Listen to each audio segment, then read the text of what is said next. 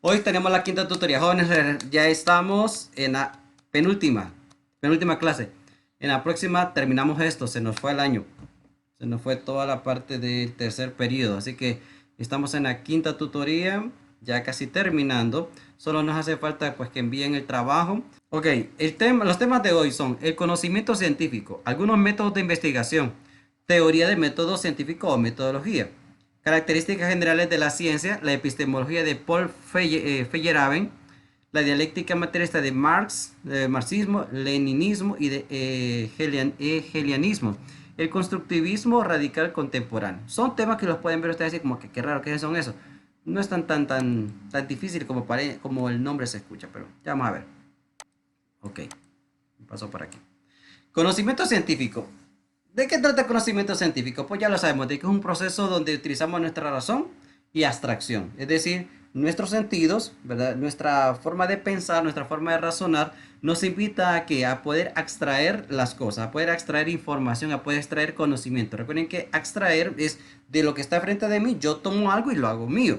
Es decir, el conocimiento, yo observo un árbol, pero el conocimiento llega a mí no porque el árbol se metió en mi cabeza, sino porque sencillamente esa idea de árbol, ese concepto, o como le decimos nosotros, el constructo de árbol, ese concepto, la palabra, ya como tal, ese constructo llega a mí y cada vez que van a mencionar la palabra árbol, entonces ya lo tengo en mi mente, ya lo tengo en mi razonamiento. Por lo tanto, el razonar significa de lo que está fuera de mí, yo lo observo, utilizo mi sentido y extraigo esa información y me quedo con ella en forma de conocimiento.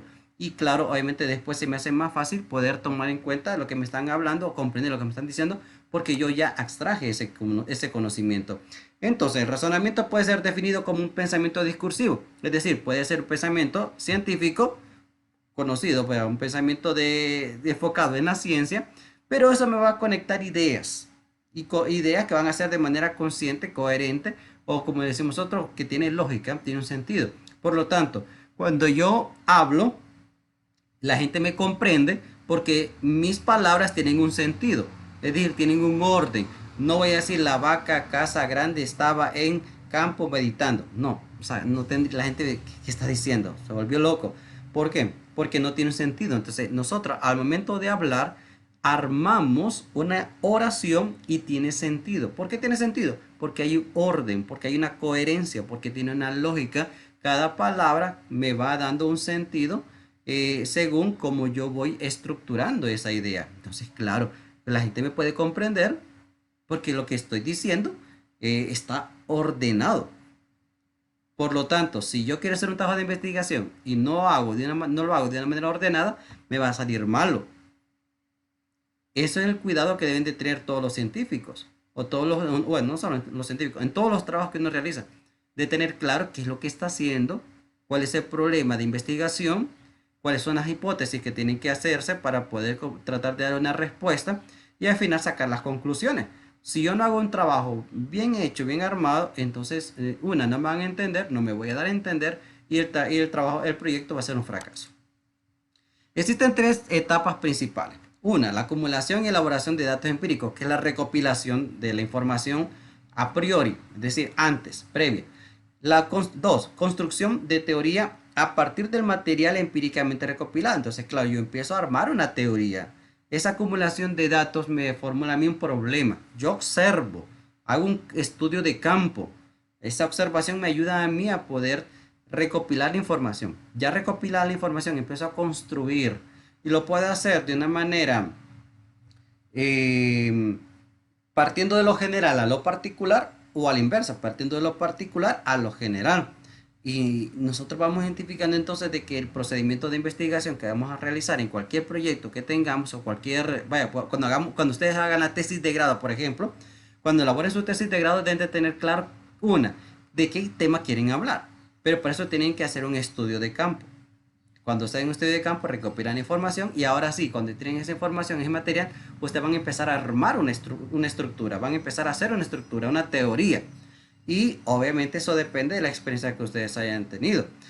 En el tercer paso, o la tercera etapa, la explicación de los datos empíricos, predicción de nuevos datos y confirmación de la teoría por el material empírico. Es cuando ustedes ya están directamente haciendo la investigación, ya tienen una hipótesis como tal, ustedes van a comprobar si lo que ustedes creían era eso o no era eso.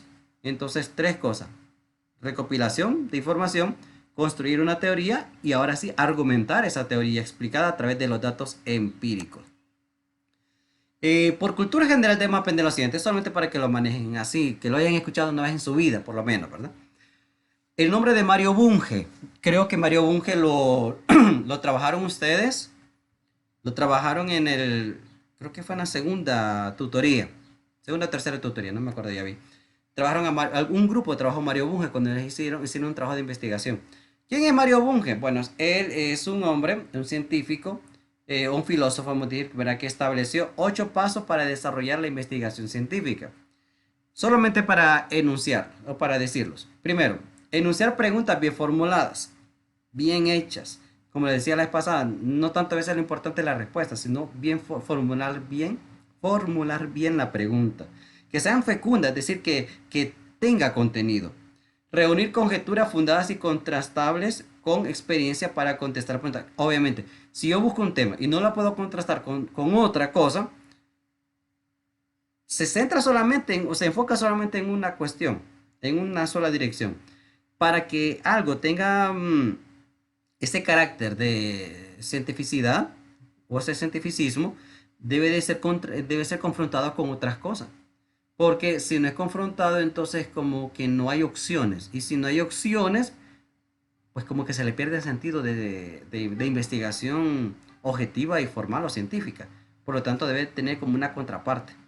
Derivar consecuencias lógicas de las conjeturas, claro, obviamente debe tener una consecuencia, es decir, debe tener un resultado de aquello que yo ya tengo, de ese material que ya tengo, entonces ahora debe haber una consecuencia, debe haber un resultado. Si no me genera un resultado, entonces obviamente desde ahí ya no se puede seguir con esa investigación. Arbitrar técnicas para poner a prueba la veracidad de las conjeturas. Eso significa que debemos de buscar la metodología apropiada para poder colocar o poner a prueba si lo que se está diciendo es verdadero o hay errores. Porque si yo no quito esos errores, yo no disipo esos errores, significa entonces de que el resultado al final no va a ser lo que yo estoy esperando. Em, Someter los resultados a su vez a comprobación e interpretación. Eso es una buena ayuda porque nosotros podemos acudir a otras personas, podemos acudir a otros estudios, a otras investigaciones y ver qué fue lo que les generó a ellos también. Y eso es importante. Someter a prueba la veracidad de los resultados e interpretarlos. Ok, ya está. Estimar la pretensión de verdad de las conjeturas y la fidelidad de las técnicas. Claro, entonces yo en la medida que voy investigando, voy descubriendo esa verdad, o voy descubriendo si el contenido o lo que estoy investigando es verdadero y si las técnicas que yo empleé, como por ejemplo uno puede buscar un material didáctico, libros, ensayos y todo ese montón de material a mí me va a dar un contenido, una información. Esa información debe de ayudarme a mí a descubrir o a llegar a la verdad de... ¿Cuál es la verdad en este caso? Sería dar respuesta al problema de investigación. Entonces, si yo al final obtengo un resultado como que no me concuerda, entonces habría que analizar la técnica que empleé. O puede ser la medición, medición. La medición puede ser cualitativa o puede ser cuantitativa. Esos temas lo van a enfocar más a ustedes cuando ya estén a punto de terminar. Porque ahí ustedes van a descubrir si la investigación que van a hacer, por ejemplo, en el caso de la tesis de grado, si va a ser con una orientación cualitativa o una orientación cuantitativa. Y eso, cuando ustedes tengan claro qué tipo de investigación van a hacer, ustedes deben de tener bien claro también las técnicas, porque si no utilizan buenas técnicas, no utilizan una buena metodología, se van a perder. Y eso significa que el resultado no va a ser más correcto, no va a ser el idóneo, no va a ser muy fidedigno. Determinar los dominios en los cuales valen las conjeturas y las técnicas y formular los nuevos problemas originales. Es decir, que mi investigación debe de generar también como opciones para que futuros investigadores, si ven mi material, también les ayude para generar nuevos problemas. Es decir, que yo no voy a dar, no voy a hacer una investigación y ya voy a dar la respuesta total. Por general, siempre uno deja como una puerta abierta para que futuros investigadores, al leer nuestro material, tengan como una opción para decir, ah, pero hace falta como esto, ¿no? O me gustaría profundizar más este tema. Esas son como técnicas que uno aprende a utilizar para al momento de escribir, de redactar una investigación. Así rápidamente, algunos métodos de investigación: la observación, la medición y el experimento. Estos son parte pues, de una investigación. Otros métodos racionales de la ciencia. Estos para que solamente lo conozcan. Métodos que uno puede utilizar al momento de realizar una investigación científica. Está el método socrático, que es el arte de preguntar por medio de preguntas. El método sintético, que este es hacer la relación entre pensamiento y el ser. Ese pensamiento, nosotros, esa dirección la utilizamos partiendo de las teorías de Platón, de Aristóteles, y cuando hablamos de la escolástica hablamos de esa época medieval. Es decir, hacemos como una unión entre la época antigua y la época medieval en el método sintético. ¿Dónde se enfoca de manera particular este tema o esta dirección? Recuerden que en la época medieval, en la época antigua, se ubica bastante en la naturaleza, la materia. Y esta investigación que usted hablan del arjé, que hablan del arjé del principio, el origen de todas las cosas, son confrontadas con la época medieval, con la escolástica. Y en la época medieval recuerden que el centro de estudio o de investigación es Dios, todo lo que tiene que ver con Dios. Entonces, este origen de todas las cosas me va a ayudar a mí a saber identificar de quién estoy hablando o de qué estoy hablando, de qué cosa estoy hablando. En este caso sería de qué ser estoy hablando, o de qué ser o de qué tipo de pensamiento yo quiero hacer una investigación. Si hablamos de un método sintético, entonces es poder traer esa investigación, pero confrontándola con el pensamiento y también con la realidad que está allá afuera. Cuando hablamos del ser, no solamente nos referimos al ser humano, hay que tener en cuenta eso. Ser es aquello que está delante de mí. Puede ser un ser con vida, puede ser un ser inerte, no necesariamente tiene que ser utilizado o ser identificado como ser humano. ¿Okay? Ojo con eso, porque el ser puede ser un árbol. Ese ser que está allí, es decir, ese ser que es diferente al que está hablando, al quien soy yo. Método psicológico. Pues esto creo que es muy práctico. Es un tipo de investigación que se hace partiendo de la psique, ¿verdad? Partiendo del pensamiento, de las ideas, de la mente de la persona. Y esto pues obviamente puede ser utilizado tanto por racionalistas como por empiristas. Método trascendental o crítico. Aquí nos enfocamos al pensamiento de Immanuel Kant. Immanuel Kant, recuerden que él hizo como esa pequeña unión, no puede ser fusión, pero sí como una pequeña unión entre el racionalismo y el empirismo. Y él está hablando bastante acerca de los límites que tiene la persona. Entonces, en ese sentido va hablando el método trascendental o crítico, los límites que tiene el conocimiento, tanto desde la parte racional como desde la parte empírica o de la experiencia. El método dialéctico, la dialéctica, esto es buenísimo, porque hablamos sobre todo del pensamiento de Hegel y pensamiento de Marx. Cuando hablamos de Hegel o de este pensamiento de ambos, ¿verdad? Es hacer una construcción de un método, como nos dice bien el tema, de oposiciones entre una tesis, una antítesis y una síntesis. ¿Qué es eso? Cuando hago una investigación y utilizo estas tres cosas, tesis, antítesis y síntesis, ¿a qué se refiere? De que yo hago un escrito, una investigación. La tesis es formular una afirmación o en su defecto una negación. Pero sobre todo hablamos de que es afirmar algo.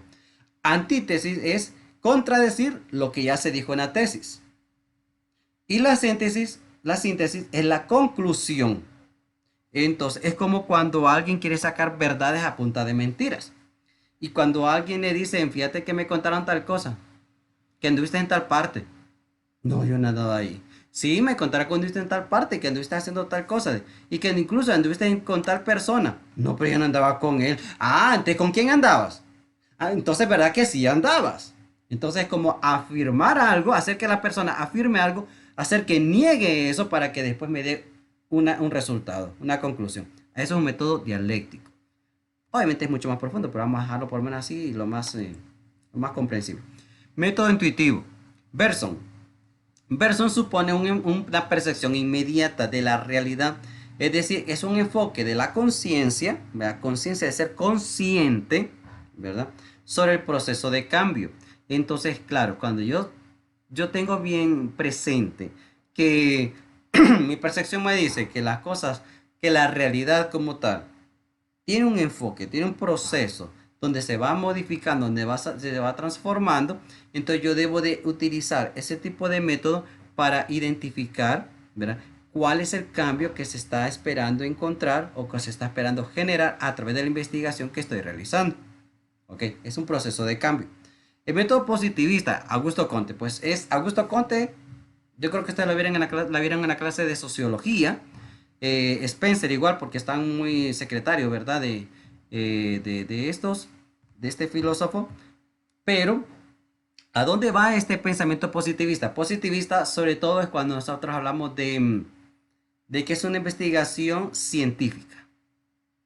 Ese pensamiento positivista es así, es como enfocarlo a de que lo que dijeron tiene que estar argumentado desde la ciencia, tiene que estar fundamentado en la ciencia, y si no está fundamentado en la ciencia, entonces como que no tiene validez.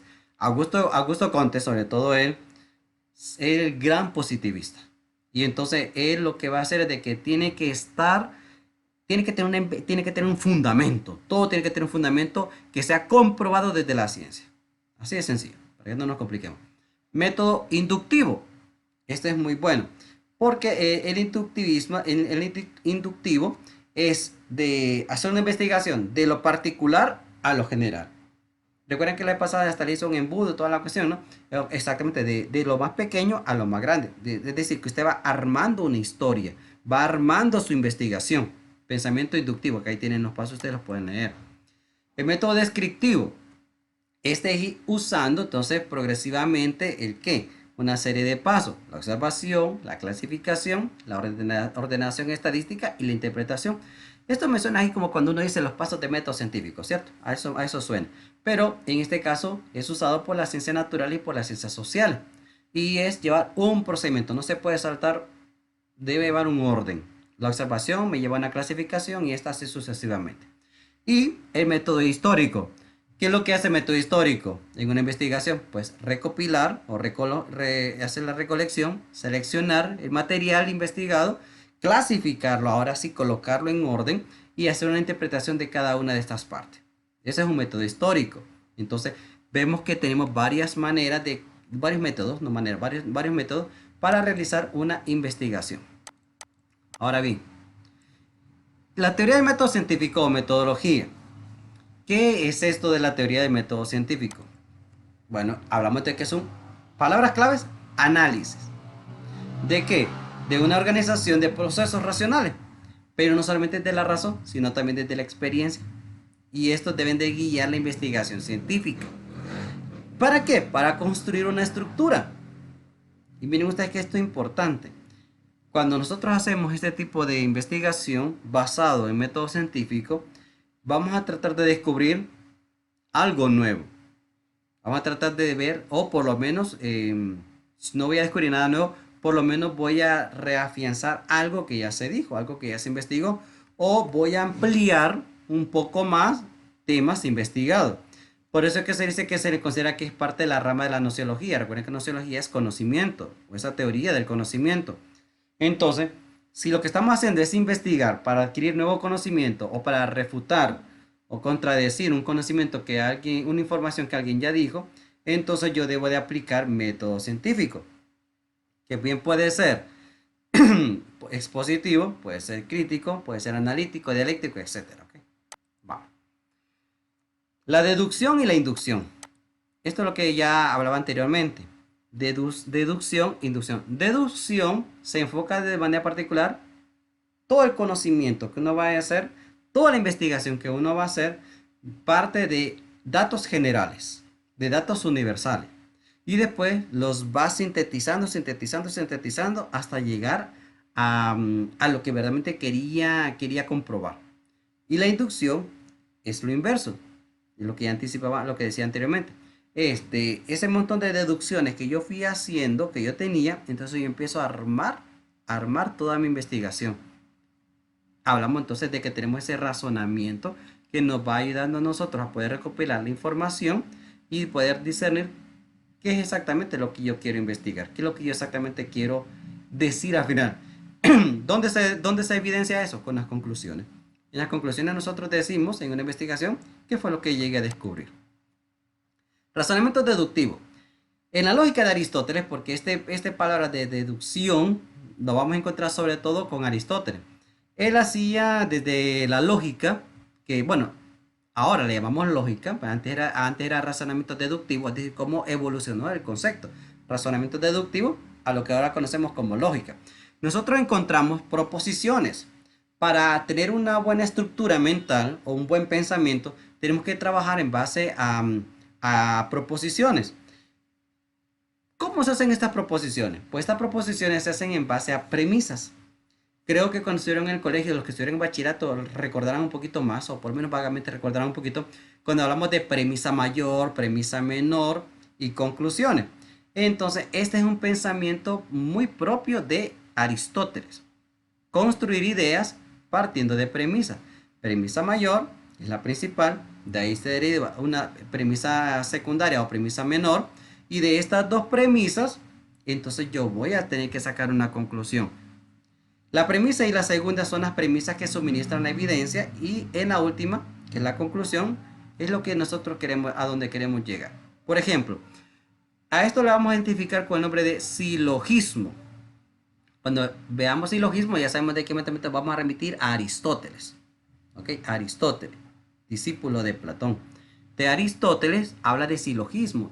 Y dice que el silogismo, ojo, se basa en estas estas premisas. Por ejemplo, el modelo más clásico que tenemos de un silogismo, el modelo más clásico que tenemos de silogismo es el que les estoy presentando a ustedes ahí en la parte de abajo. Todos los hombres son mortales, premisa 1. Premisa 2. Sócrates es un hombre. Miren que primero dice todos los hombres. Todos los hombres. Lo hacemos en sentido plural. Son mortales. Nos da una definición de quiénes son los hombres. Son mortales. Y en la segunda premisa dice que Sócrates, que ya lo hace de manera individual, de una manera particular, ¿verdad?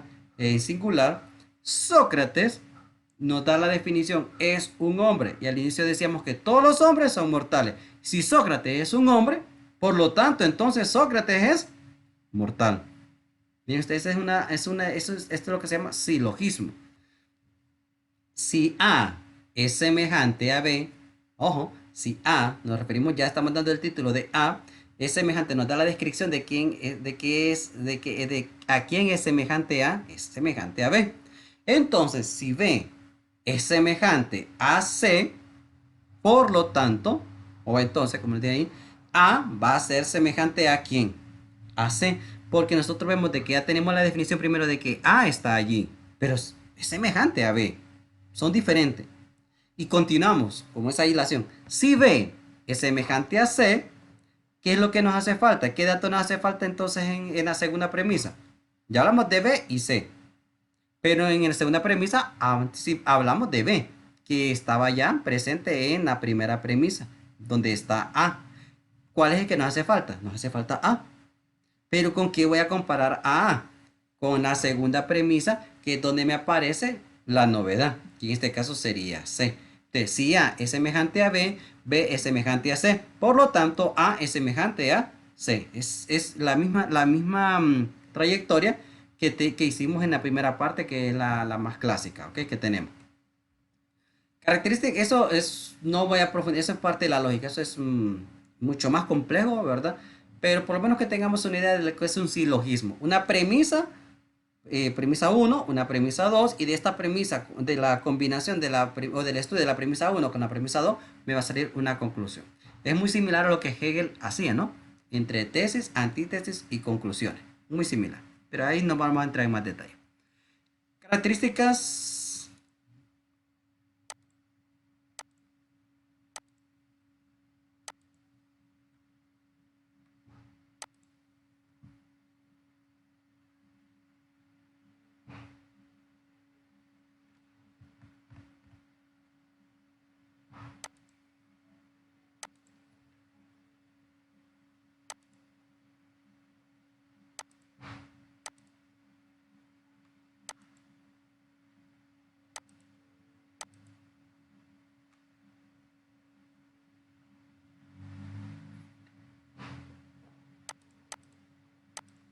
Ok, vamos a ubicar la diapositiva donde nos habíamos quedado.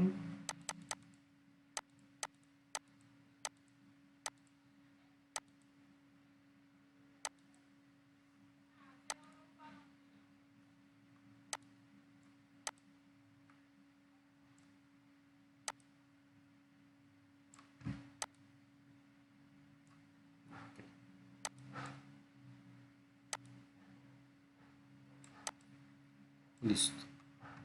Bueno, continuamos. Características generales de la ciencia. Esto es a nivel de que en cualquier ciencia vamos a encontrar este tipo de caracteres o características. Primero, es objetiva. La ciencia es objetiva. La ciencia no se basa en doxa. No se basa en doxa. O sea, no se basa en opiniones. Dos, las afirmaciones de las ciencias se demuestran. Ojo, sin necesidad de evidencias empíricas. Sin necesidad de cuestiones de los sentidos. Sencillamente son objetivas. Que estemos de acuerdo en el resultado, pues eso no es tan importante, sino que sencillamente son los resultados arrojados de una investigación. Entonces, las afirmaciones se demuestran sin necesidad de que se pueda evidenciar empíricamente. De que una persona tenga una enfermedad, perfecto. Pero de dónde venga la enfermedad, ahí es donde está lo complicado. Ahora, lo que es lo evidente de que la persona tiene una enfermedad, ¿ok? Que necesita ser tratada así, de dónde viene, de dónde provino, pues es lo complicado. Pero la ciencia lo que demuestra es que la persona sí está enferma, que la persona sí necesita una cura. Tres, son importantes, las ciencias son importantes porque adquieren una medición y porque también son cuantificables. Es decir, que si tiene una medición es cuantificable, es decir, es algo real, es algo verdadero. No se basa en ideas allá volátiles. No, no, no, no. Cuatro, el instrumento de la observación, ojo, observación, dependerá del área de la investigación. Por ejemplo, investigación social, acumulación de reliquias antiguas de antropología, investigación en física de alta energía. Todo esto necesita una observación. Y claro, si es algo observable, es porque hay un campo de investigación, hay un campo de estudio. Yo puedo ir a ese campo entonces a investigar. Por lo tanto, lo que se observa se puede medir, se puede contar.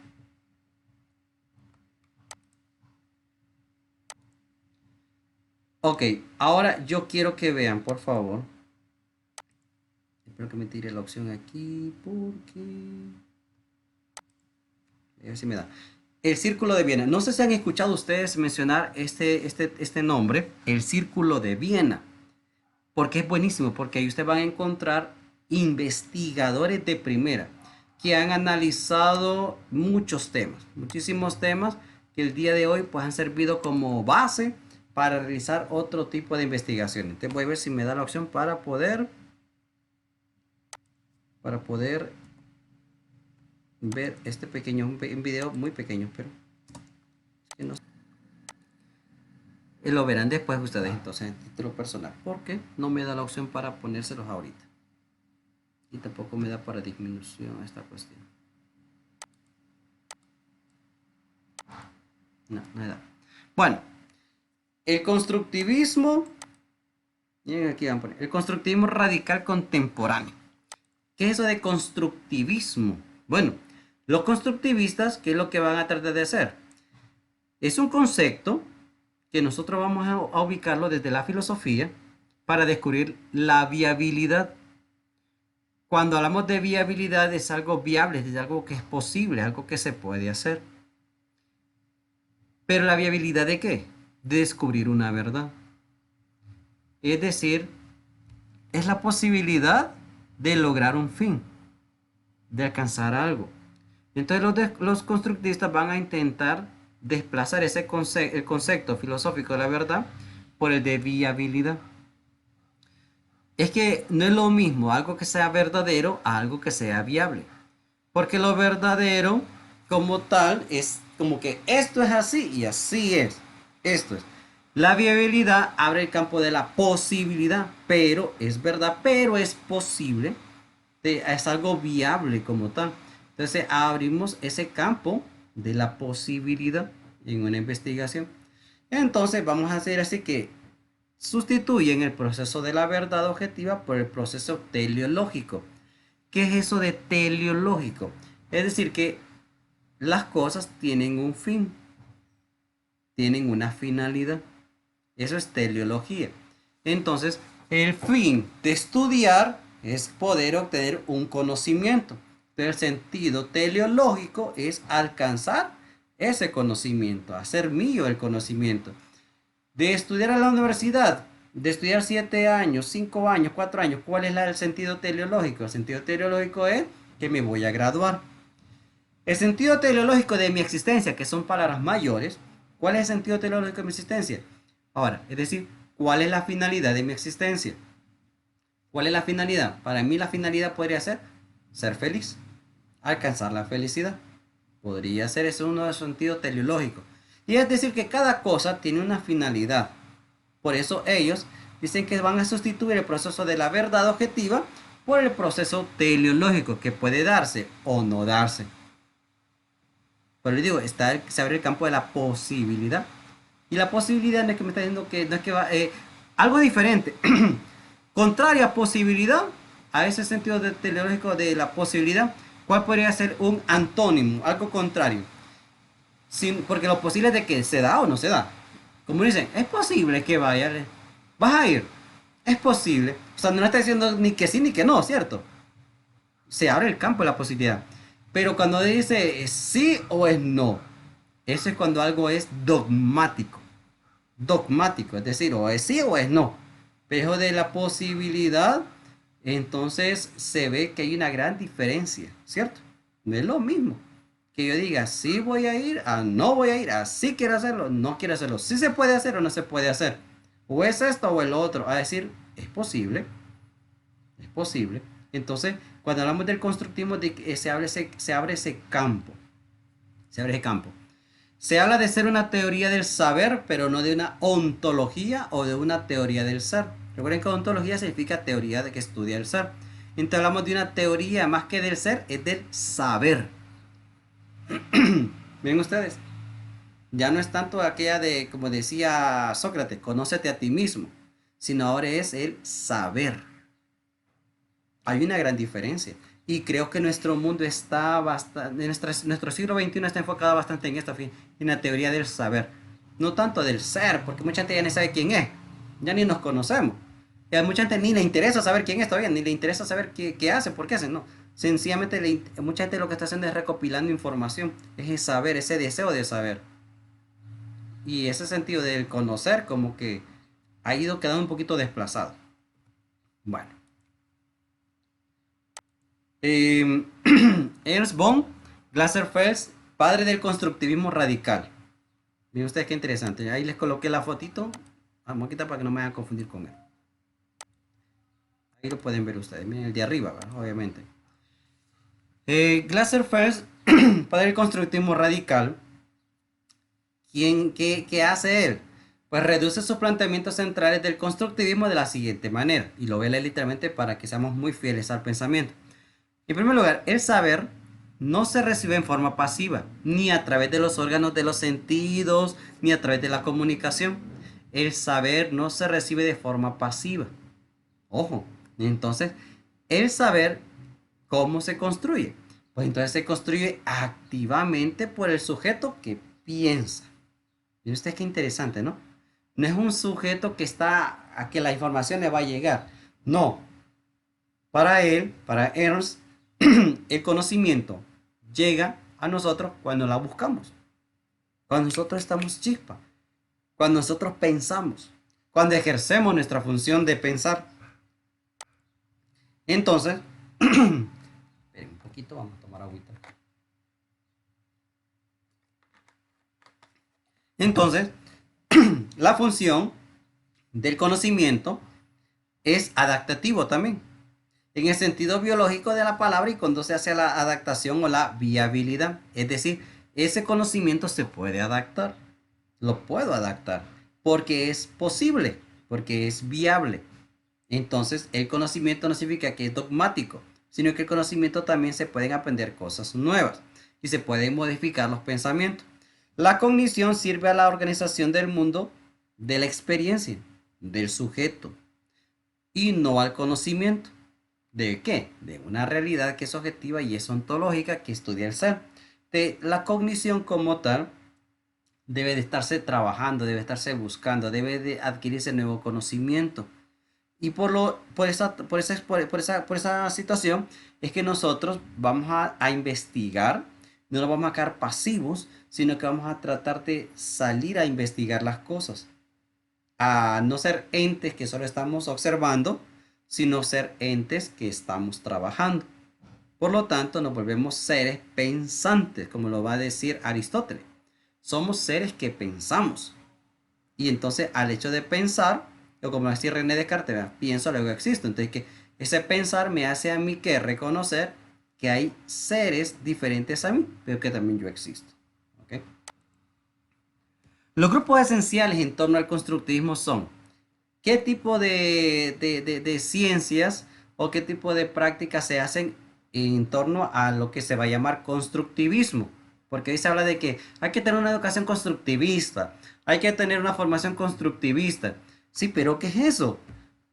¿Hasta qué plano se puede llevar el tema del constructivismo? Bueno, yo aquí les quise presentar y quise rescatar del libro, del texto, estas cinco ciencias que en lo personal me gustan bastante porque son muy interesantes. El primero, la neurobiología. Ahí tienen los representantes de ustedes. La neurobiología como tal, ¿verdad?, nos va enseñando pues bastantes parámetros de nuestro cerebro, cómo funcionan nuestras neuronas y nuestra parte biológica y todo lo demás. La psicología de la cognición, cómo nosotros adquirimos el conocimiento, cómo nuestras ideas, nuestro pensamiento, nuestra mente, ¿verdad?, nos hace tener buenas ideas, no, a tener ideas. Y eso es interesante, ¿no? Cómo adquirir conocimiento. La teoría de la comunicación. Claro, la teoría de comunicación es parte del constructivismo porque nos ayuda no solamente a interactuar con otras personas, sino también a saber cómo interactuar y qué es lo que voy a transmitir, qué es lo que yo voy a comunicar. La cibernética, que obviamente es el boom de nuestra era, ¿verdad? Los cambios de la era, bueno, lo tenemos nosotros ahora, el uso de la ciencia, el uso de la tecnología, las creaciones robóticas y todo lo que tiene que ver con ese tipo de ciencia de innovación es parte del constructivismo. La teoría de sistemas, lo que son redes, la comunicación planetaria, vamos a decir, a través de redes. No me refiero a redes sociales, sino que a través de la red de internet, a la conectividad. Lo anterior ha tenido el objetivo para los constructivistas de abordar el problema del saber desde distintas ópticas y poder así negar la importancia de la teoría del conocimiento de epistemología. Es decir, lo importante y lo que vamos a resaltar va a ser aquí sobre todo es cómo a nivel del constructivismo se llega a tener ese saber. Es decir, hay posibilidad de saber del conocimiento.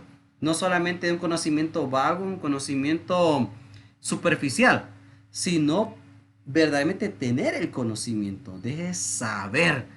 Recuerden que ese saber, esa sabiduría, que es un bagaje de conocimiento, de ideas, de experiencias, que nos hace a nosotros poder construir algo, poder llevarlo todo a un plano más elevado.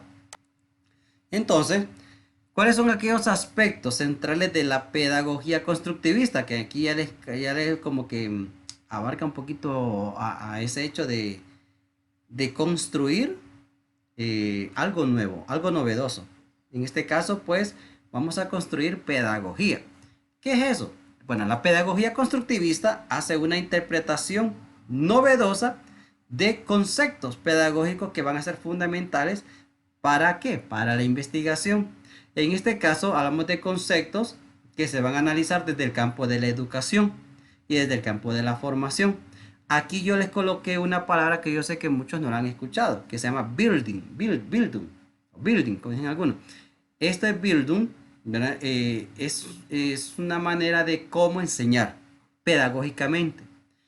¿Para qué? Para construir conocimiento. La educación es entendida como una guía para la autodirección responsable. Y la formación o Bildung, como observación de segunda orden de la construcción de la realidad, nos va a ayudar también a construir una nueva educación.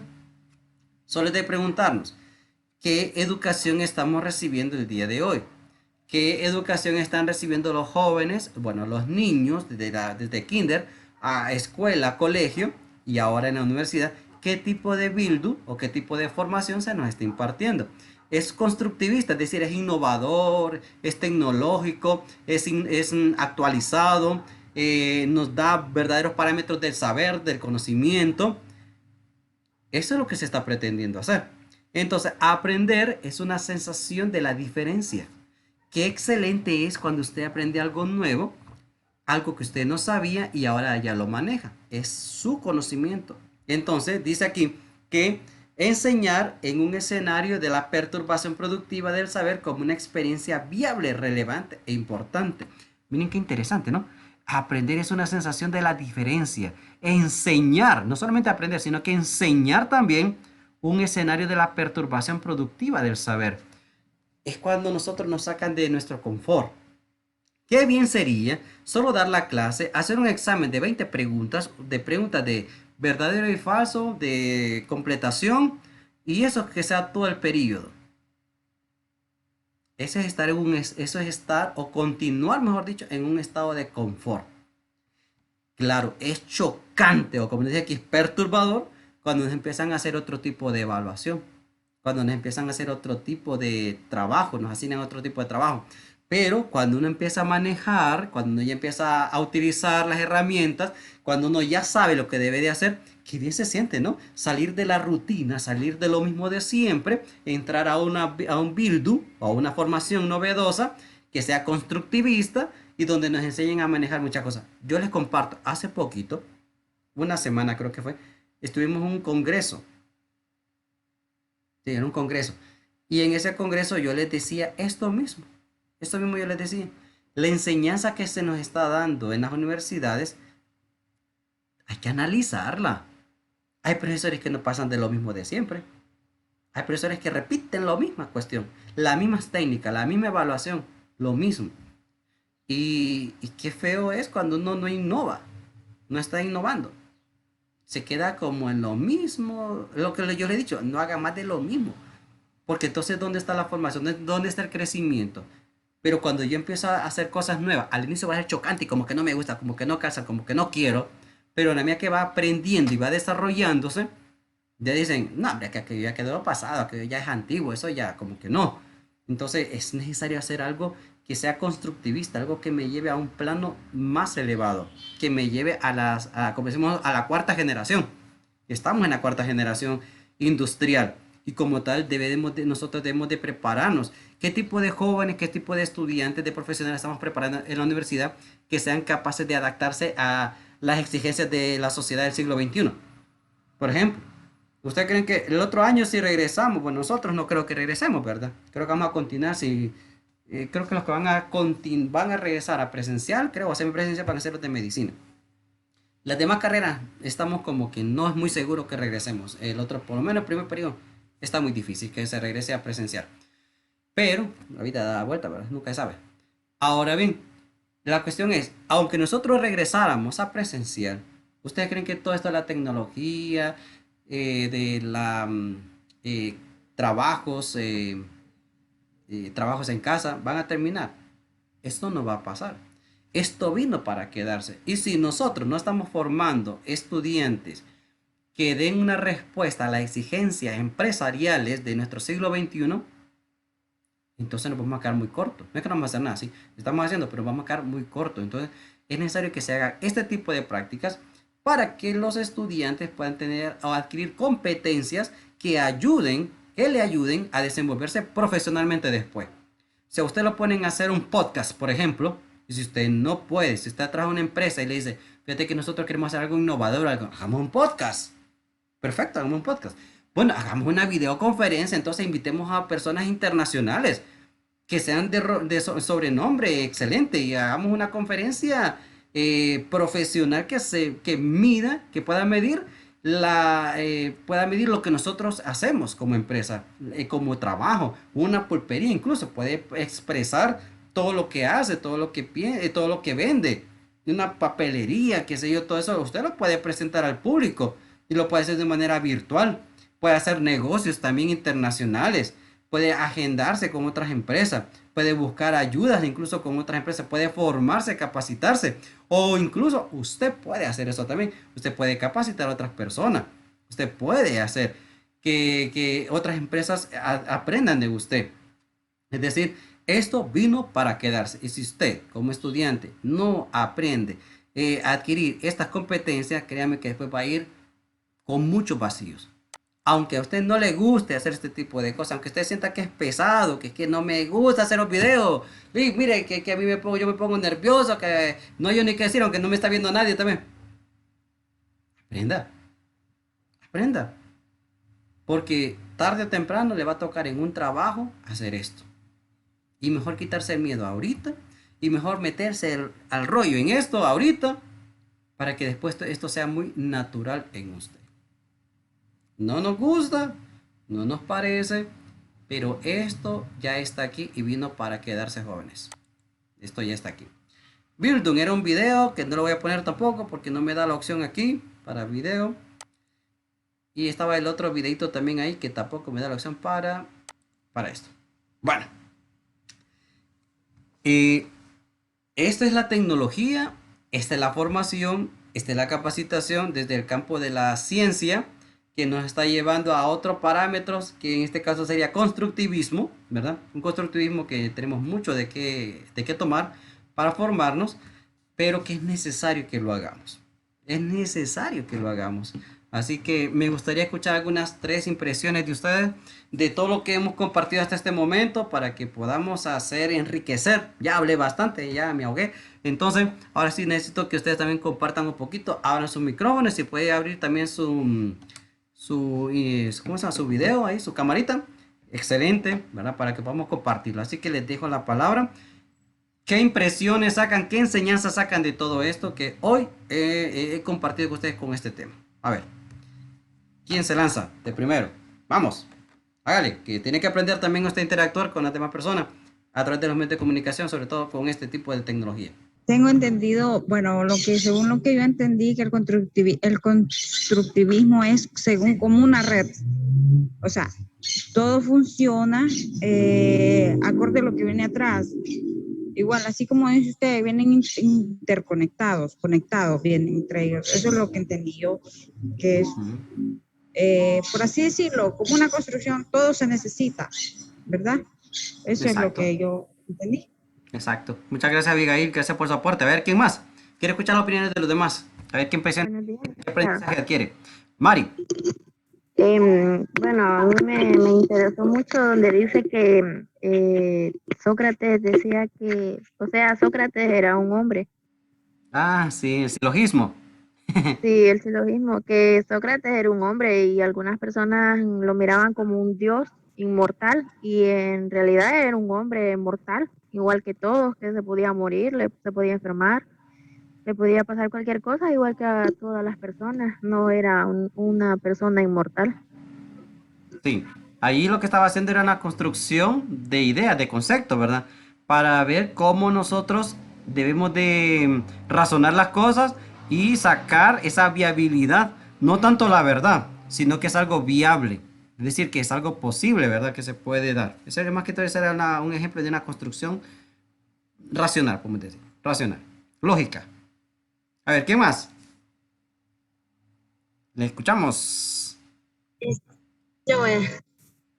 Bueno, me interesó lo final que debemos innovar algo nuevo, no solo quedarlo en el tiempo, detenernos, repetir lo mismo, como decía usted.